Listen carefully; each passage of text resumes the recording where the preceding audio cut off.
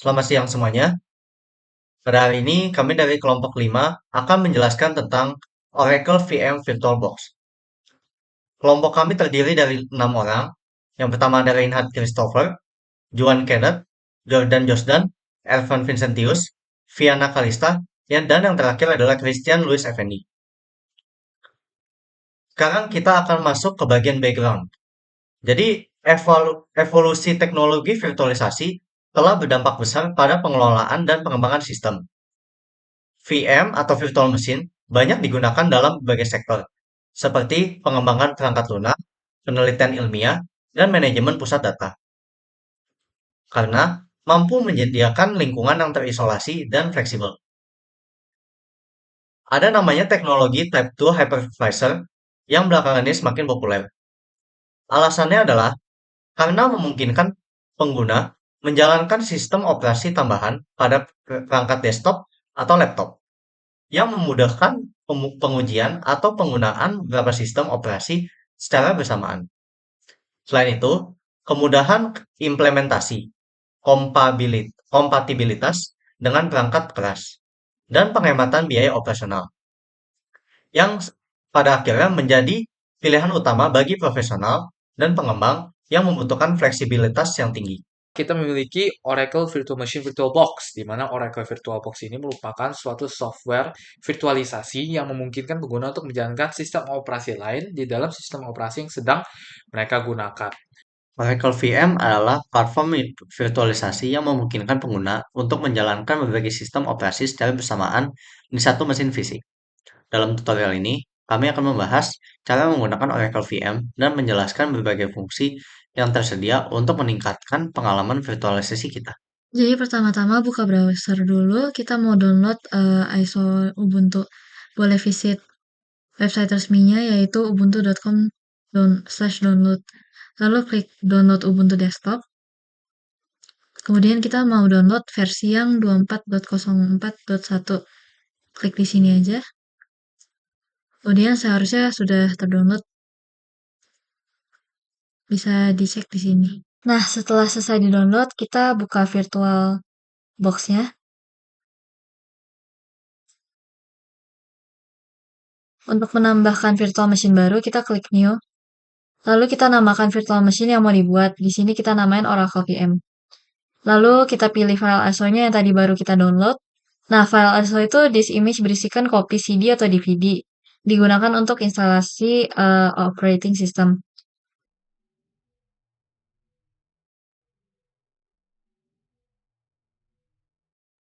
Selanjutnya kita buat username dan passwordnya dulu untuk virtual machine. Lalu next aja.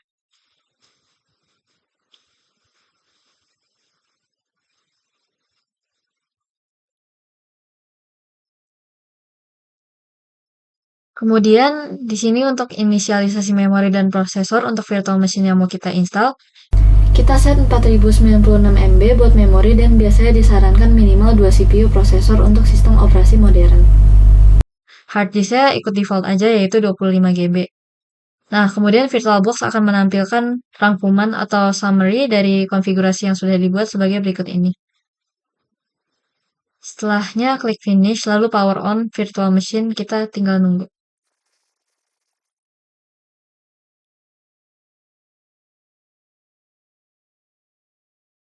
Nah, setelah selesai power on, kita bisa klik install Ubuntu.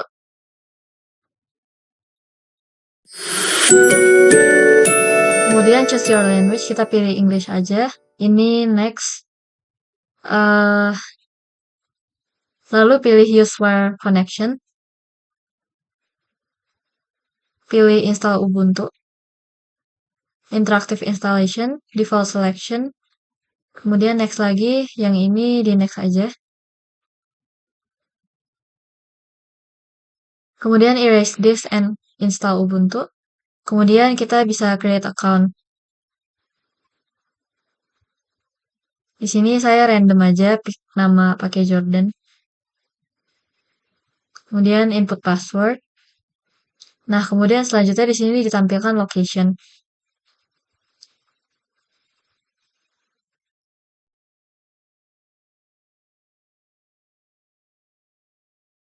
Setelah muncul display Ubuntu berhasil diinstal dan dikatakan ready to use, boleh di restart terlebih dahulu dengan klik restart now. Lalu kita tunggu lagi aja.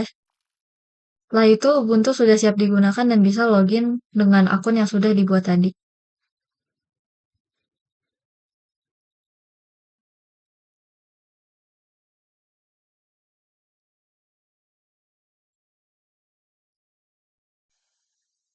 Kemudian dapat dilihat di sini settings, terminal, dan fungsi-fungsi lainnya menandakan bahwa virtual machine siap digunakan.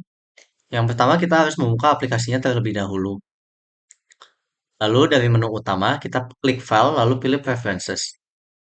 Jendela Preferences akan terbuka dengan beberapa opsi di panel kiri yaitu General, Input, Update, Language, Display, Proxy, dan Interface. Dalam General terdapat dua pilihan yaitu Default Machine Folder dan VRDP Authentication Library.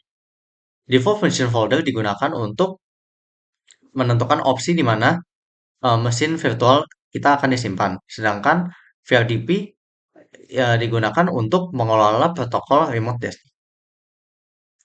Lalu kita masuk ke bagian input.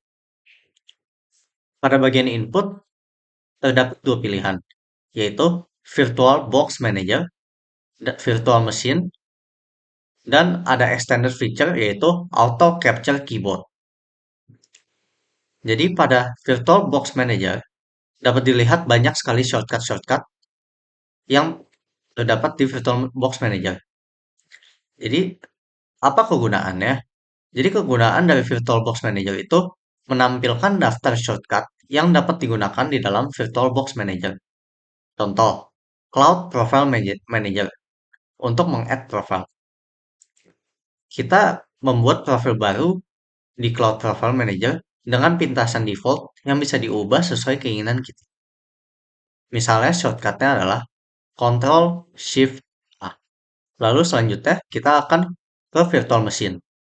Dalam virtual machine ini berguna mirip-mirip dengan VirtualBox Manager. Fungsi yang digunakan untuk mengatur shortcut terkait penggunaan mesin virtual. Seperti yang bisa kita lihat di sini banyak sekali shortcut dan nama-namanya. Misalnya yang sering kita pakai adalah Adjust Window Size. Shortcutnya adalah Host plus A. Lalu ada Auto Capture Keyboard. Jadi opsi ini memungkinkan VirtualBox menangkap input keyboard secara otomatis saat membuka mesin virtual. Mencegah shortcut keyboard bentrok antara mesin virtual dan OS utama. Sebagai contoh, jika menekan Alt-Tab dalam VM, input tersebut akan diteruskan ke VM, jadi bukan ke sistem operasi host. Lalu untuk update, terdapat check for update, next check, dan check for. Lalu untuk language, terdapat banyak pilihan language yang digunakan untuk mengatur bahasa interface pengguna UI pada VirtualBox sesuai dengan preferensi pengguna. Lalu pada display terdapat maximum guest screen share, width and height, lalu ada scale factor, extended features, dan font scaling. Lalu pada proxy ada auto detect, host proxy settings, direct connection to the internet, manual proxy configuration. Lalu ada interface yang berfungsi untuk mengatur tampilan interface aplikasi, misalnya mau light atau dark mode.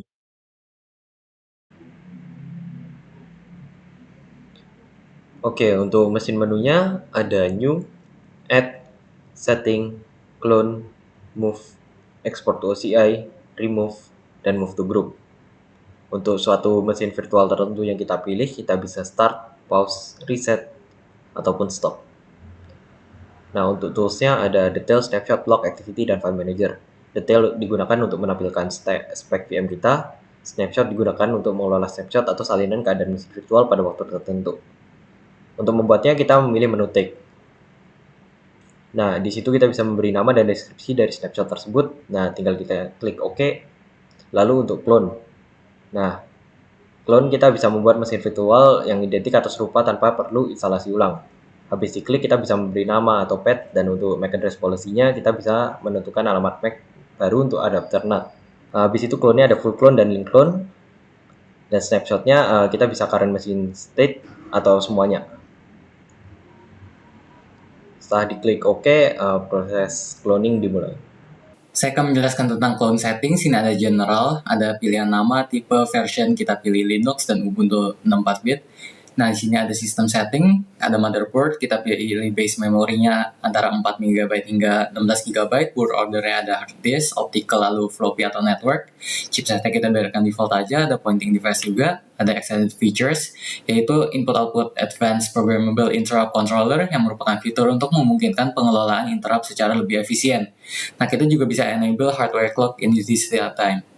Nah, untuk prosesor sendiri kita ada CPU count, kita bisa atur jumlah CPU mulai dari 1 hingga 16 jika komputer host kita mendukung.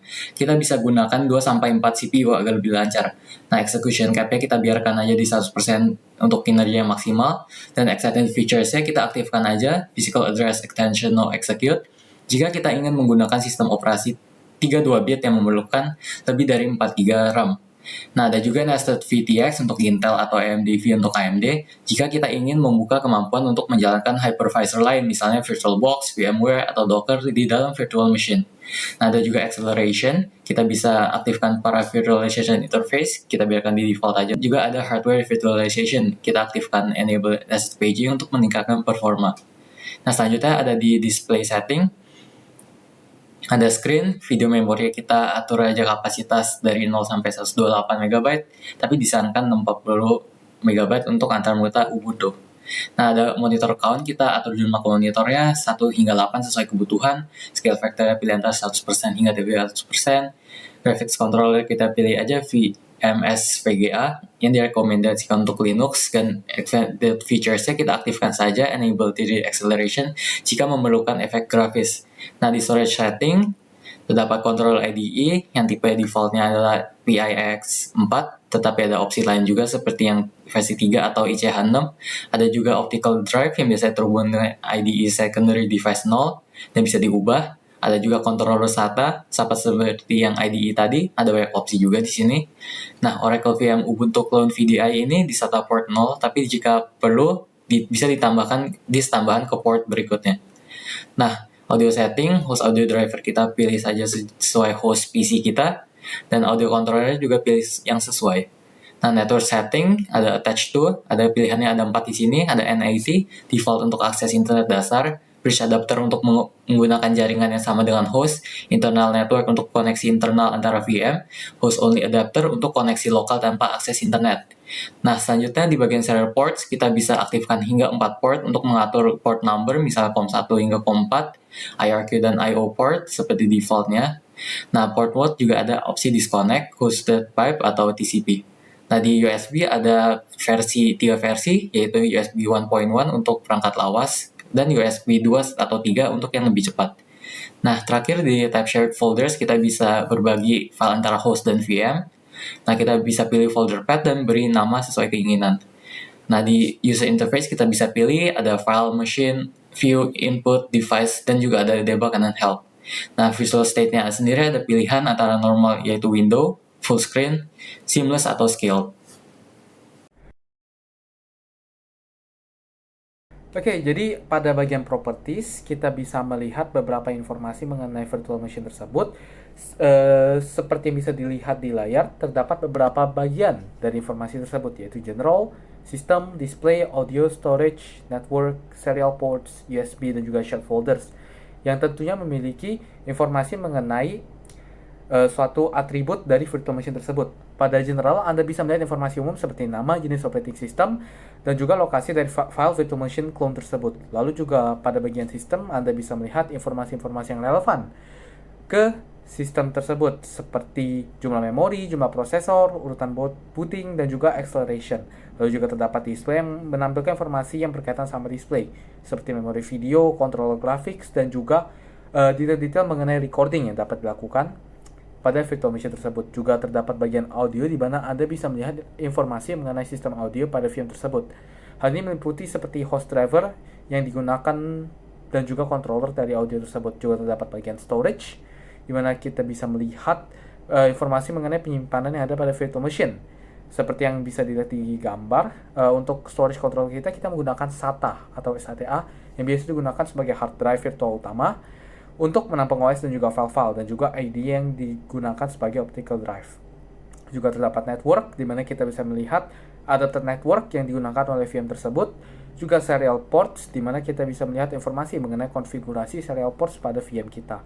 Kita juga memiliki bagian USB, di mana kita bisa melihat kayak USB controller dan juga device-device yang terkonek ke virtual machine tersebut.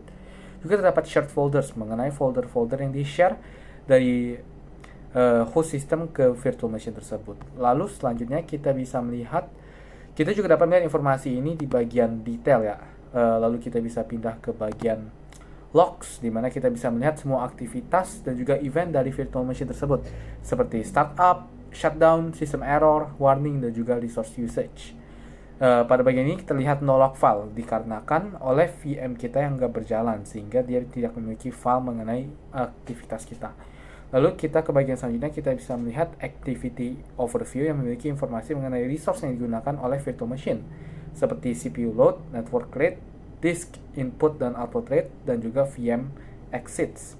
Lalu juga terdapat di bagian kolom yang juga memiliki informasi mengenai host CPU load, host RAM usage, host file system, di mana host CPU load ini memiliki informasi mengenai penggunaan CPU pada host machine. RAM juga berisi informasi yang sama, akan tetapi mengenai RAM dan juga file system. Untuk kita dapat mengakses Oracle Virtual VMware dengan Ubuntu, pertama kita harus login ke akun kita terlebih dahulu. Nah, setelah kita login, barulah kita dapat mengakses menu yang tersedia atau dashboard yang tersedia di menu yang dapat terlihat di sini. Kita dapat melihat di view terlebih dahulu, ada full screen, dan ada berbagai menu lain yang bisa kita explore seperti yang terlihat pada di screen.